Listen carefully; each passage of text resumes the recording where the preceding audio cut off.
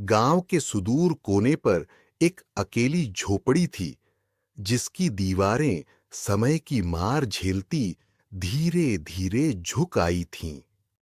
उसके भीतर जी रहा था एक बूढ़ा आदमी, शांत, धैर्यवान और हर शाम उम्मीद से भरा हुआ। उसकी आंखों में एक गहरी प्रतीक्षा झिलमिलाती थी, मानो जीवन का अंतिम हिस्सा किसी अधूरी चाह में अटक गया हो।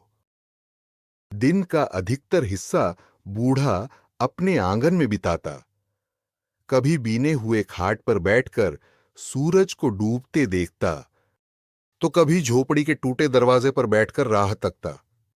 शाम होते ही वह दरवाजे के पास दीपक जलाता, उसके पीले प्रकाश में अपनी धुंधली उम्मीदें सुलगाता रहता। आसपास के लोग जब भी गुजरते उसको वहीं बैठे पाते, नितांत अकेला, फिर भी कुछ खोजता हुआ। बरसों पहले उसका बेटा शहर चला गया था, नौकरी की तलाश में। जाते वक्त झुककर बाबा के पांव छुए थे। पिता, जल्दी लौटकर आपको अपने घर ले जाऊंगा।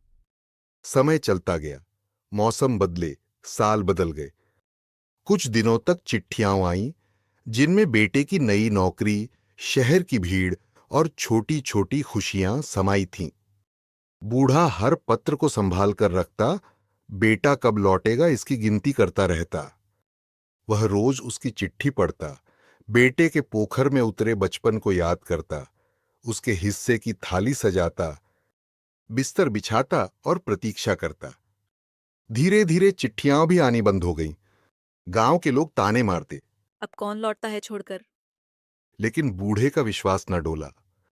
वह रोज उसी सलीके से बेटा का बिस्तर झाड़ता, दरवाजा खोलकर बैठता, दीपक जलाता।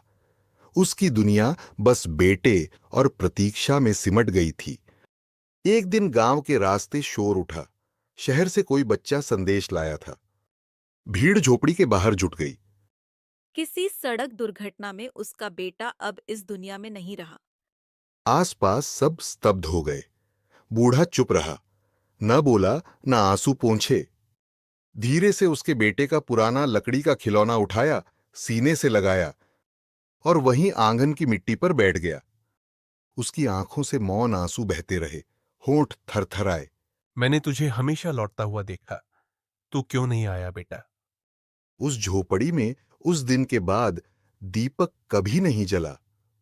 गांव के कोने में एक अकेला बूढ़ा और उसकी शांत प्रतीक्षा सदा के लिए थम गई।